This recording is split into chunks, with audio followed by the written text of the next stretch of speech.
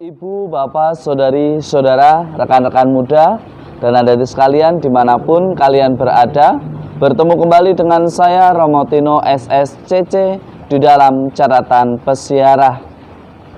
Seringkali kita merasa putus asa ketika kita berdoa dan mukjizat tak kunjung datang. Tetapi, sudahkah kita berdoa dengan penuh iman? Sudahkah kita taat dan setia melaksanakan sabdanya di dalam persiaran hidup kita?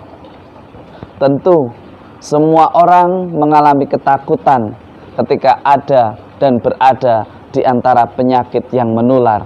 Tapi percayalah, ketika kita taat dan setia mengikuti protokol yang ada, kita pun sudah menjadi duta penyelamat bagi dirimu, diriku, dan kita semua. Sebelum kita mendengarkan permenungan dari catatan pesiarah, marilah kita membuat tanda kemenangan Kristus. Dalam nama Bapa dan Putera dan Roh Kudus. Amin. Allah Bapa kami bersyukur karena melalui Putramu Yesus Kristus, Engkau telah mengangkat martabat orang-orang yang kecil, lemah, miskin, dan menderita. Semoga teladan hidupnya menggerakkan kami untuk melakukan hal yang sama dengan karya penyelamatanmu, sungguh menjadi nyata dalam diri kami, sehingga kami semua mampu menjadi pelita yang menerangi bagi banyak orang dan menginspirasi untuk selalu hidup dalam cara pandang yang sehat dan benar. Demi Kristus pengantara kami. Amin. Ibu, bapak, saudari, saudara, rekan-rekan muda, dan adik-adik sekalian, di tengah pandemi COVID-19, tentu ketakutan-ketakutan yang mencekam selalu hadir di dalam hati kita. Bahkan pikiran-pikiran kita menjadi negatif dan merasa bahwa di luar adalah ancaman. Hal yang senada, suasana yang serupa yang dikisahkan di dalam kitab Imamat. Mengapa mereka melarang orang-orang kusta untuk keluar dengan bebas? Karena penyakit ini menular dan pada zamannya belum ditemukan obatnya. Dan penyakit ini begitu membahayakan. Lalu dibuatlah sebuah kesepakatan bahwa mereka harus berkemah jauh dari pemukiman kelompok mereka. Dengan harapan apa? Dengan harapan bahwa ia menyelamatkan sesamanya dan ia pun membatasi gerak-geriknya demi kebaikan bersama. Meskipun pada akhirnya yang digambarkan di dalam kitab Imamat ada kesalahan, di mana mereka menganggap mereka yang terkena kusta itu karena kutukan dan karena dosa. Bahkan di jalan-jalan mereka selalu dituntut untuk mengatakan bahwa saya najis, najis, dan najis. Karena kehadirannya membawa bahaya. Tetapi beranikah kita untuk belajar sebagaimana yang dikatakan oleh Yesus di dalam Injil hari ini? Di dalam Injil Markus menunjukkan sesuatu yang berbeda. Orang yang pada waktu itu harus dijauhi, ia datangi, ia digerakkan oleh belas kasihan. Bukan berarti melanggar peraturan itu, tetapi ia membantu untuk menyembuhkan jiwanya. Yesus membantu untuk menyembuhkan sakitnya. Dari permenungan ini ada dua hal yang sangat menarik menurut saya, di mana Yesus yang digerakkan oleh belas kasihan, ia menyembuhkan orang kusta itu. Di sisi lain, si kusta tidak memaksa Tuhan untuk memberikan kesembuhan, untuk menghadirkan mukjizat di dalam persiaran hidupnya. Kesembuhan ia dapatkan karena totalitasnya memberikan kepercayaan kepada Tuhan, karena kepasrahannya kepada Tuhan, bahwa ia yakin Tuhan akan memberikan yang terbaik di dalam persiaran hidupnya. Maka terjadilah mukjizat itu.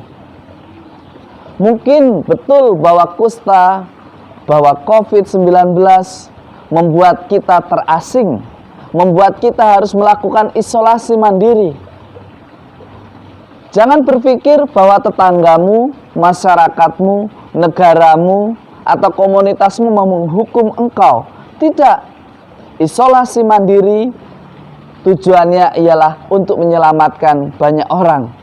Maka taatlah, setialah, ikutilah prosedur itu.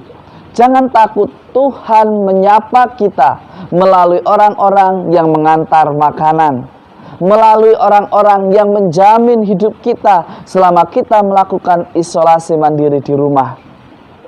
Jangan kita egois. Dan kita yang sehat, jangan pula kita menjadi penghakim yang tidak punya hati.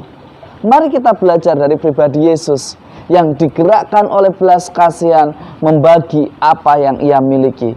Mari, kalau kita bisa berbagi, mari kita berbagi. Jangan takut untuk berbagi, karena berbagi itulah cara kita mengasihi sebagai orang beriman. Itulah cara kita terlibat sebagai orang beriman. Akhirnya, apa yang kita lakukan di dalam bentuk yang sederhana itu melahirkan sukacita dan menjadi berkat bagi sesama. Di dalam bacaan yang kedua dari surat pertama Rasul Paulus kepada jemaat di Korintus, ada beberapa ungkapan singkat dari suratnya ini.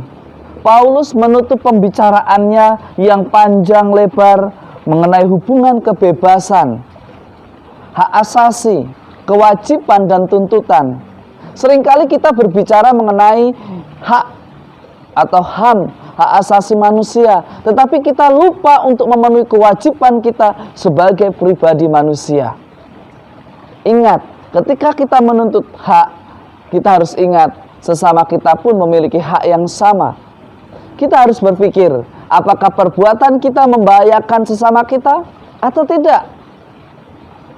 Belajarlah untuk bijaksana. Itulah ajakan dari surat pertama Rasul Paulus kepada jemaat di Korintus.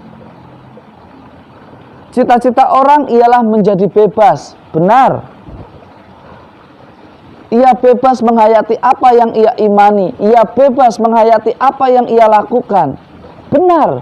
Tetapi ketika itu mengganggu dinamika di dalam hidup menggereja, ketika itu mengganggu kenyamanan dan mengganggu kedamaian yang ada di dalam hidup gereja maupun hidup masyarakat, karena kita hanya ingin memuaskan keinginan kita yang dibungkus di dalam kesucian, justru itu tidak sesuai di dalam ajaran gereja. Justru ini tidak sejalan bagi mereka yang mengaku diri sebagai orang beriman. Orang beriman tidak akan pernah menantang bahaya, tetapi orang beriman dengan tabah dan setia menghadapi bahaya dengan mencari solusi yang terbaik di dalam persiaran hidupnya. Semoga berkat Tuhan senantiasa melindungi dan memberkati kita dalam nama Bapa dan Putera dan Roh Kudus. Amin.